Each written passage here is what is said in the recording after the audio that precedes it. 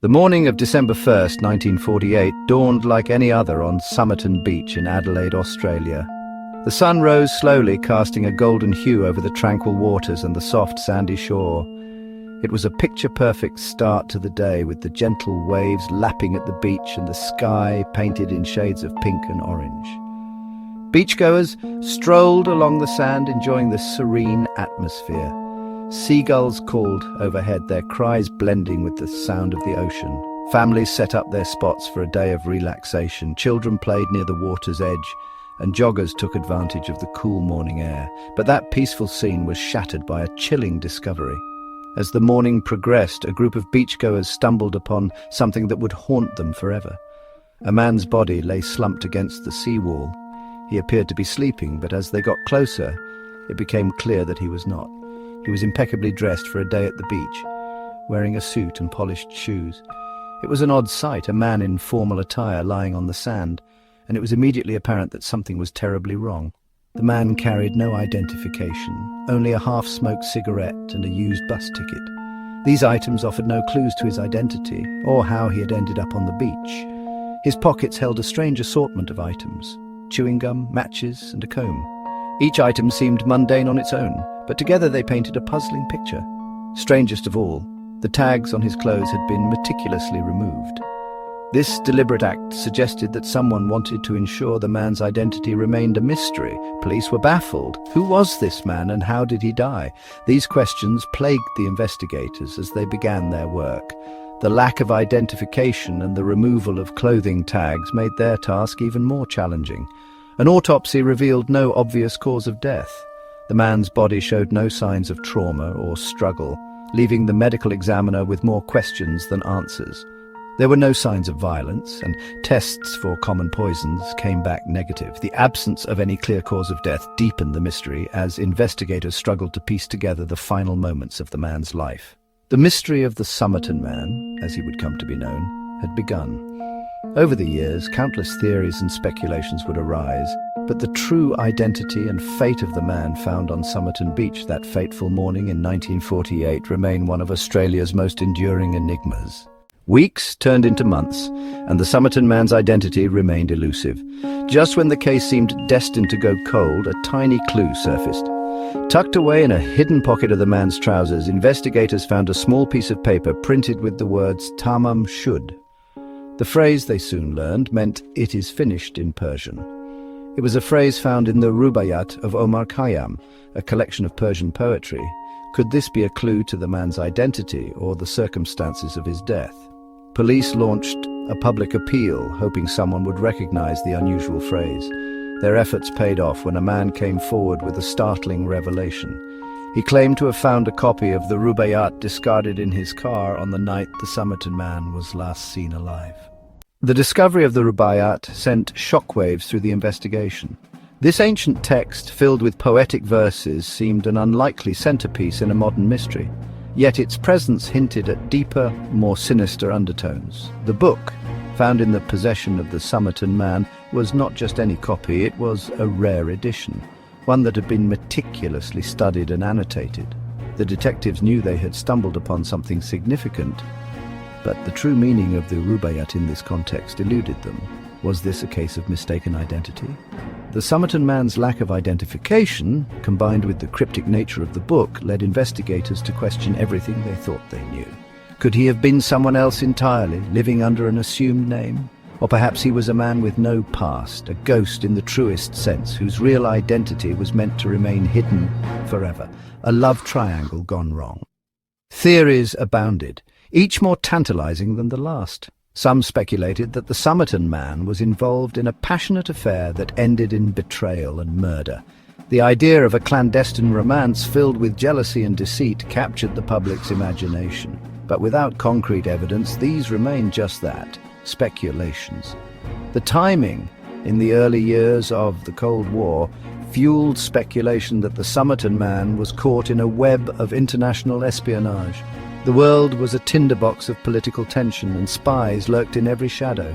The notion that the Somerton Man was a covert operative, ensnared in a deadly game of cat and mouse, seemed all too plausible. His mysterious death could have been the result of a mission gone awry, a silent battle fought in the shadows of global conflict. Adding to the intrigue, a faint code was discovered scribbled in the back of the Rubaiyat. This cryptic sequence of letters and numbers hinted at secrets yet to be uncovered. Was it a message, a clue, or perhaps a final testament from the Somerton Man himself? The code's presence only deepened the mystery, suggesting layers of complexity that defied easy explanation. Could this be a secret message left behind by the dead man or his killers? The detectives pondered over this possibility, considering every angle. If it was a message, to whom was it intended, and what did it reveal about the circumstances of his death? The more they delved into the code, the more elusive its meaning became. Cryptographers were brought in to crack the code, but their efforts proved fruitless. Despite their expertise, the sequence remained an enigma. The best minds in the field were stumped, unable to decipher the hidden message. This failure only added to the aura of mystery surrounding the case, as if the code was a final, unbreakable barrier guarding the truth. The meaning of the coded message, if it even was a message, remained a mystery. The detectives were left with more questions than answers, their frustration mounting with each dead end. The code, like the man who carried it, seemed destined to remain an unsolved puzzle, a tantalizing glimpse into a world of secrets and lies. Meanwhile, the possibility of poisoning continued to haunt the investigation. The Somerton Man's sudden and unexplained death raised suspicions of foul play. Could he have been poisoned, his life snuffed out by a lethal substance? The lack of obvious signs of violence pointed to a more insidious method of murder, one that left no trace. Some experts suggested the Somerton Man might have been given a rare, undetectable toxin, perhaps one developed by a foreign government. The idea of a sophisticated poison, one that could evade detection even by modern forensic techniques, was both chilling and plausible. In the world of espionage, such methods were not unheard of, and the possibility that the Somerton Man was a victim of such a plot could not be ruled out. The Cold War was a time of paranoia and suspicion, and the idea of a secret agent dying on a foreign shore was not so far-fetched. The Somerton Man's death, shrouded in mystery and intrigue, fit the narrative of a spy thriller. As the investigation continued, the lines between fact and fiction blurred, leaving behind a legacy of unanswered questions and enduring fascination. The Rubaiyat found in the car became a focal point of the investigation. This book, a collection of quatrains by the Persian poet Omar Khayyam, was not just any book. It was a rare edition, one that had somehow found its way into the hands of the Somerton Man, a mystery that would baffle investigators for decades. It was a rare edition, and its journey from a discarded book to a vital clue was as strange as the case itself. The book had been found in the back seat of an unlocked car parked near the beach where the Somerton Man was discovered. The owner of the car had no idea how it got there, adding another layer of intrigue to the already perplexing case. The man who found the book claimed he had no connection to the Somerton Man, but his story raised more questions than it answered. He said he had simply picked up the book out of curiosity, not realizing its significance. Yet, the timing and location of his discovery seemed too coincidental to be mere chance. Inside the back cover of the Rubaiyat, investigators found something else that sent chills down their spines: a phone number. This number was scribbled in a hurried hand, almost as if the writer had been in a rush or under duress. The discovery of this phone number would lead investigators down a new and unexpected path. The number belonged to a local nurse named Jessica Thompson. Jessica was a reserved woman, known for her quiet demeanor and dedication to her work. When the police contacted her, she seemed genuinely surprised, but there was an undercurrent of something else, perhaps fear or anxiety. When questioned, Jessica claimed to barely recognize a photo of the Somerton Man, though she admitted to owning a copy of the Rubaiyat. Her copy, she said, had been given to her by a man she'd met years earlier, a man whose name she could not recall. This admission only deepened the mystery, as it suggested a possible link between Jessica and the deceased. She refused to elaborate on her connection to the dead man, further deepening the mystery. Her reluctance to speak fueled speculation and rumors. Was she protecting someone? Was she hiding something about her past? The more she withheld, the more determined the investigators became to uncover the truth. To this day, experts and armchair detectives continue to pore over the Somerton Man's code, the rubaiyat, and the scant clues left behind. The code, a series of seemingly random letters found in the book, has been the subject of countless theories and analyses. Some believe it to be a cipher, while others think it might be a form of shorthand or an obscure reference. Theories abound, ranging from the plausible to the outlandish. Was he a spy, a heartbroken lover? Some suggest he was involved in espionage, given the Cold War context of the time. Others think he might have been a jilted lover, driven to despair by unrequited love.